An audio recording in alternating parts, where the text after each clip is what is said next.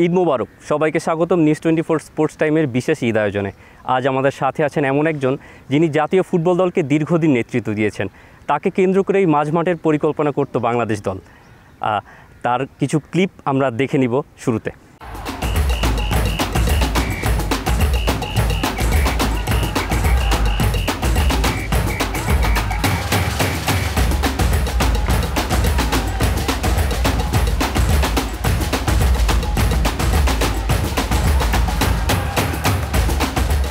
বুঝতেই পারছেন আমাদের সাথে আছেন আজ মামুনুল ইসলাম। এবার চলে যাব সরাসরি তার কাছে। মামুনুল ভাই, ঈদ মোবারক। আসসালামু আলাইকুম, ঈদ মোবারক। কেমন আছেন ভাই? আলহামদুলিল্লাহ। শুরুতেই আপনার শৈশব নিয়ে আমি জানতে চাবো যে আপনার শৈশবটা কোথায় কেটেছে, কিভাবে শৈশব থেকে ফুটবলের যাত্রাটা শুরু হলো? বেশিরভাগ শৈশব দুই জায়গায় কেটেছে, একটা হলো বাসায়, সেকেন্ড হচ্ছে হলো বিকেএসপিতে হোস্টেলে। ঈদ দুই জায়গায় করা হয়েছে এবং দেশের বাইরেও করা হয়েছে অনেকবার। সব কিছু মিলে আমি বলবো যে ঈদের আনন্দ ফ্যামিলিকে নিয়ে করাটাই আমার কাছে সবচেয়ে বেশি। এখনও পর্যন্ত আমি ফ্যামিলির সঙ্গে ঈদ করি। শৈশবের কি এমন কোনো স্মৃতি আমাদের সাথে শেয়ার করতে চান যে যেখানে বন্ধুদের সাথে ফুটবল খেলতেছেন, তারপরে চিন্তা করতেছেন যে ভবিষ্যতে আমি ফুটবলার হব, এরকম কোনো স্মৃতি কি মাথায় আসে? নির্ধারণ কোনো গেম ছিল না, এই গেমটা যে খেলবো, এই গেমের কোনো ইচ্ছা ছিল না ওই সময়। সবই খেলতাম, ফুটবল বলেন, ক্রিকেট বলেন, ব্যাডমিন্টন বলেন, টেবিল টেনিস বলেন, সব খেলা খেলতাম। তারপর আবার আমাদের যে জাতীয় খেলাগুলি আছে, লাঠিম খেলা, মার্বেল খেলা, ডাঙ্গুলি খেলা, আমরা ডাঙ্গুলি বলেছি। আমরা ঈদের পরে বেশিরভাগ সময় একটা প্ল্যান করতাম বন্ধুরা, এলাকার সবাই মিলে আর্জেন্টিনা ব্রাজিল খেলতাম। ভাই, বিকেএসপিতে যে জার্নিটা আপনার শুরু হয়েছে, সেখান থেকে কি শুরুতে ফুটবলে যান নাই, শুরুতে জিমন্যাস্টিকে ছিলেন? সেইখান থেকে জিমন্যাস্টিক্স থেকে ফুটবলার হওয়ার যে শুরুটা, সেই শুরুর স্টোরিটা আমাদের সাথে একটু শেয়ার করেন। যখন বিকেএসপিতে ভর্তি হই ক্লাস 5-এ, তখন তো আসলে স্পোর্টসের বড় গেমগুলি বলেন, ফুটবল বলেন, ক্রিকেট বলেন, হকি বলেন, এগুলোতে কিন্তু ক্লাস 7 থেকে ভর্তি হয়। আর আমি বিকেএসপিতে ভর্তি হয়েছি ক্লাস 5-এ। তখন আমার আসলে তখন ওই গেমগুলিতে যাওয়ার কোনো সুযোগ ছিল না। লং টেনিস বেছে নিয়েছিলাম, বাট মেডিকেলে ওখানে টিকতে পারলাম না। পরে জিমন্যাস্টিক্সে মেডিকেল করলাম, জিমন্যাস্টিক্সে টিকলাম, জিমন্যাস্টিক্সে ট্রায়াল দিলাম, আস্তে আস্তে বিকেএসপিতে এন্ট্রি হলাম। ফুটবলে যাওয়ার আসলে আমার ফ্যামিলিতে স্পোর্টসম্যান আছে। আমার মামারা, আমার দুই মামা ফুটবল খেলতো, তিন মামা ফুটবল খেলতো, একজন দ্রুততম বাংলাদেশের মানব ছিলেন। বিকেএসপিতে প্রত্যেক উইকে এক রিক্রিয়েশন ডে থাকতো। রিক্রিয়েশন ডেতে আসলে আমি ক্রিকেটও খেলতাম, আমাদের জিমন্যাস্টিক্সরা ফুটবলও খেলতাম, বাট ফুটবলটা বেশি খেলতাম, কারণ ফুটবল মাঠে খেলতাম। ওইভাবে ওই সুযোগে ক্লাস 7 থেকে 8-এ ওঠার পর একটা সুযোগ আসছিল আমাদের। আসলে আল্লাহ ওনাকে ব্যস্ত নসিব করুক, খালেক স্যার চিফ কোচ ছিলেন। উনি একদিন ফোন করে আমার কলেজের প্রিন্সিপালের কাছে বলে, প্রিন্সিপালের টেলিফোনে আমি কথা বলি ওনার অফিস থেকে। তখন স্যার বললো যে ফুটবলে কোন গেমে যাবা তুমি? আমি ফুটবলে। বলে যে ট্রায়াল দিতে যাও আজকে। ঈদে ভাই কি করতে পছন্দ করেন? বন্ধু বান্ধবের সাথে আড্ডা দিতে, নাকি দিনের শুরুটা ফ্যামিলির সাথে, তারপরে ফ্যামিলির সাথেই থাকা হয় ঈদের দিনটাতে? প্রথম তো আমরা বেশিরভাগ টাইমেই ধরেন সকালে উঠতাম, নামাজ পড়তাম, আব্বুর সঙ্গে যেতাম, দাদার কবর জিয়ারত করতাম, কবরস্থানে যেতাম, এসে আমাদের এলাকার সবাইকে সালাম করতাম। সালাম করার পর রেস্ট নিতাম। তারপর দুপুরের পর থেকে ফুফি আত্মীয় স্বজন, চিটাং শহরে যত আত্মীয় স্বজন আছে সবার বাসায় ঘুরতাম। সেকেন্ড ডেতে যেতাম কাপ্তাই নানুর বাসায়। আর ভাই, আপনার পছন্দের খাবার যদি জিজ্ঞেস করি, ঈদের দিন কী খেতে পছন্দ করেন? আসলে সবসময় পছন্দের খাবার গরুর মাংস, ভাত, ডাল, বাট ঈদের দিন চটপটি খেতে খুব বেশি পছন্দ করতাম। আর ঈদের সময় কি ভাই ফ্যামিলির সাথে সন্ধ্যা গড়ালে সিনেমা দেখা হয়? কোন ধরনের সিনেমা দেখেন? আসলে ওই সুযোগ সময়টুকু ছিল না। সন্ধ্যার পর আবার ওয়াইফ আমার বাচ্চাকে নিয়ে ঘুরতে যেতাম বেশিরভাগই সময়। বাট সিনেমা দেখার টাইম ছিল রাত 11টা 12টার পরে। ইউটিউব আসার পর থেকে তামিল ছবি বেশি দেখতাম। বিস্তর ক্যারিয়ার ভাই। মাঝমাঠে একসময় নিজে আপনি নেতৃত্ব দিতেন, লং বল খেলতেন রাইট উইংয়ে, লেফট উইংয়ে। মামুনুল ইসলাম হয়ে ওঠার পেছনে কার কৃতিত্বটা বেশি, কার অবদানটা বেশি? অবদান অনেকের, ছোট 1-2 জন বললে তো হবে না। প্রত্যেকটা সেক্টরে আমাদের কারো না কারো সাপোর্টে আজকে এই জায়গায় আসা। প্রত্যেকটা সেক্টর যদি আপনি ছোটো, ফার্স্টে তো বাবা মার সাপোর্ট না থাকলে আজকে এখানে আসতে পারতাম না। বাবা মার যে ত্যাগ, বাবা মার যে আমাকে দূরে রাখা, এই যে কঠিন সময় পার করা, আর স্পোর্টসে প্রত্যেকটা ফ্যামিলিতে কিন্তু সচরাচর সুযোগ সুবিধা দিত না। আমার ফ্যামিলিতে ছিল ভিন্ন, আমি প্রচুর সুযোগ সুবিধা ফ্যামিলি থেকে স্পোর্টসে পেয়েছি, যা চেয়েছি তা পেয়েছি। যেটা খেলা পছন্দ করতাম ওইটাই দিত, যে খেলা পছন্দ করছে ফুটবল ওইটাতে সাপোর্ট দেওয়া। আমার বাবা মা, আমার মেজো মামা শামসু মামা, উনি ফুটবলার ছিলেন, ওনার প্রচুর সাপোর্ট আমি পেয়েছি। দেন আপনার বিকেএসপিতে Faruk sir, Khalek sir, Rafiq sir, Amal sir, ওনাদের কষ্ট, ওনাদের সাপোর্ট ছিল আমার অনেক বেশি। স্যারদের সাপোর্ট না থাকলে আজকে এই জায়গাটুকুতে আসতাম না। আর ভাই মাঝখানে একটা টাইমে আপনি ইন্ডিয়াতে গেছেন, ইন্ডিয়ান সুপার লিগ ISL-এ খেলেছেন সৌরভ গাঙ্গুলির দলে, অ্যাথলেটিকো দি কলকাতা। সেখানে একটা ইমেজ খুব ইন্টারনেটে ছড়িয়ে গিয়েছিল সে সময়, আপনারা সচিন টেন্ডুলকারের মাঝখানের ছবি। আর সেই এক্সপিরিয়েন্সটা কেমন? সচিনের সঙ্গে আসলে ফাইনাল ম্যাচ আমাদের ওইটা, অ্যাথলেটিকোটা কলকাতা আর হচ্ছিল কেরালার ISL-এর ফাইনাল ম্যাচে। তখন আমরা চ্যাম্পিয়ন হওয়ার পর আমরা সবাই মাঠে ইন করি। তখন ওই ওয়ার্ল্ডের বেস্ট প্লেয়ার আমার সামনে, ক্রিকেট প্লেয়ার সচিন, সৌরভ গাঙ্গুলি ছিলেন। তাদের সঙ্গে আমার কিছু স্মৃতি রাখার জন্য আমার একটা সুযোগ হয়েছে। তখন উনি অনেক বড় মনের মানুষ, কারণ ফার্স্ট স্টার্টিংয়ে কথা বলার সময় সৌরভ দা যখন পরিচয় করে দিলেন, উনি জিজ্ঞেস করেন আমি কি বাংলাদেশি, তো দাদা বললো যে না, ও বাংলাদেশি, আমাদের বাংলাদেশ থেকে রিপ্রেজেন্ট করছে আমাদের টিমে, আমরা ওকে নিয়ে এসেছি IF শিল্ডের সময়।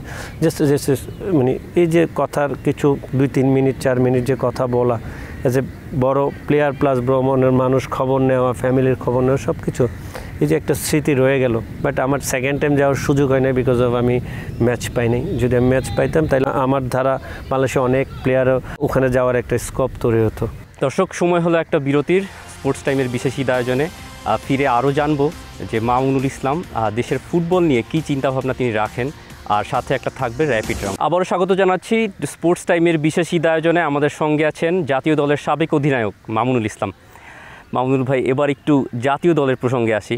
জাতীয় দলে আপনি দীর্ঘ সময় খেলেছেন, সেই 8 নম্বর জার্সি গায়ে মাঠ মাতিয়েছেন, লং পাস করেছেন, জাতীয় দলকে রিপ্রেজেন্ট করেছেন, বাংলাদেশকে রিপ্রেজেন্ট করেছেন। এখন সেই 8 নম্বর জার্সিটা হামজা চৌধুরীর কাঁধে। এই হামজা চৌধুরীর বাংলাদেশে আগমনের পরে যে নতুন অধ্যায় শুরু হয়েছে বাংলাদেশ ফুটবলের, সেই নতুন অধ্যায়টা কেমন দেখছেন? আমি বলবো যে এক্সপেক্ট করার কিছুই নেই। সে অনেক বড় মাপের প্লেয়ার, অনেক বড় প্লেয়ার, কারণ ইংলিশ লিগ খেলা প্লেয়ার আমাদের দেশে।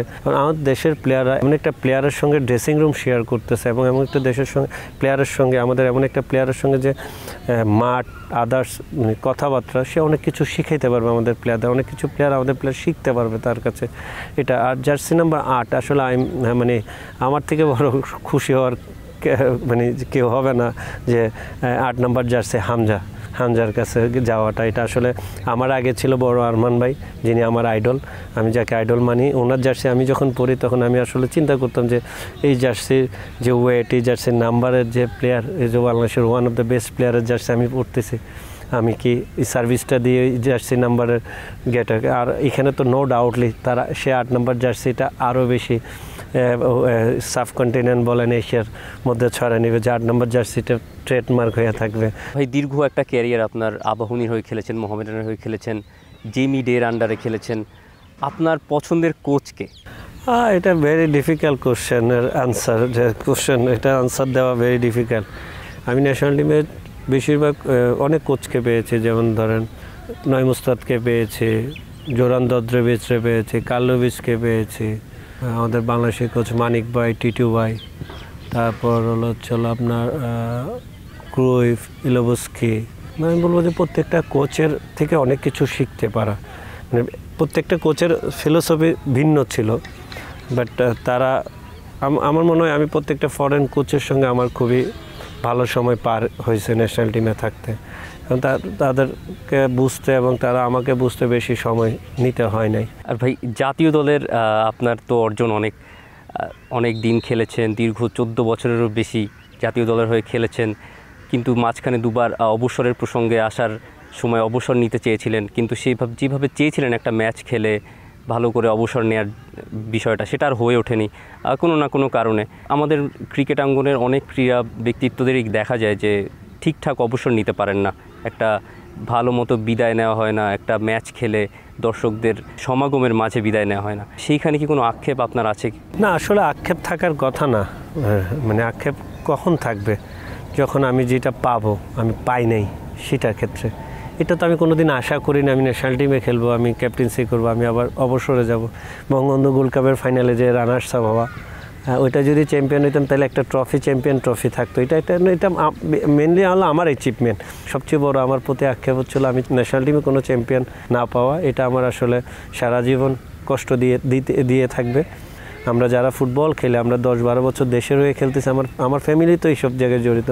আমার ফ্যামিলিতেও চাবে যে একটা বিদায়টা সুন্দরভাবে তাদের সামনে হোক, সারা বাংলাদেশের মানুষ দেখুক। এটা আমি চাই যে নেক্সট কালচারটা একটু চেঞ্জ হয়ে, আমাদের কালচারটা একটু চেঞ্জ করে নেক্সট যারা 10 বছরের বেশি খেলবে তাদেরকে ওই বিদায়টুকু জানি সুন্দরভাবে করা হয়।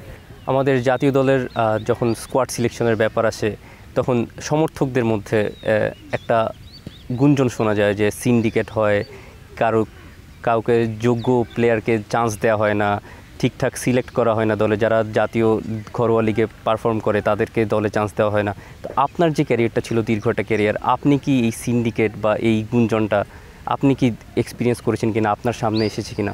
আপনি যদি এই সিন্ডিকেটের বেশি কথাটা আসতেছে বিকজ অফ ফাহমিদুলের ব্যাপারটাকে নিয়ে। আমি মনে করি ফাহমিদুলের ব্যাপারটা খুবই ক্লিয়ার যে আপনি ফাহমিদুলকে আনছেন কেন, ফাহমিদুলকে বাদ দিচ্ছেন কেন। ফাহমিদুলকে আপনি অন্য সময় আনতে পারতেন, বাট এই সময় যখন ফাহমিদুলকে আপনি আনছেন, আপনি মাঝবি ফাহমিদুলকে তাকে তার সুযোগটা দেওয়া উচিত ছিল। এটা আমার, কারণ তাকে আনছেন, এই কারণে তো কথাগুলি বাড়া। জিনিসটা হচ্ছিল আমি অ্যাজ এ কোচিং বলেন, টিম ম্যানেজমেন্ট বলেন, আদার্স বলেন, ওই সব কিছু মিলে ওই ফাইট করে এখানে আসতে হয়েছে আমার। সিন্ডিকেট বলবো না, যে প্রত্যেকটা জায়গায় তো বাধা আপনাকে থাকতে হবে, বাধা ভেঙে আপনার বাধা পার করে যখন আপনি আসতে পারবেন তখনই তো আপনি সাকসেসের পথ পাবেন।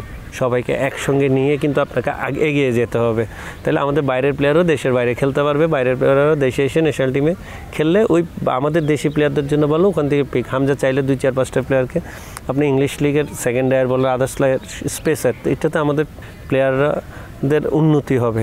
তাহলে আমাকে বোঝা উচিত ফাহমিদুলকে টিমে রাখা উচিত ছিল, আমার মনে হয় তাকে টিমে স্কোয়াডে নিয়ে যাওয়া উচিত ছিল।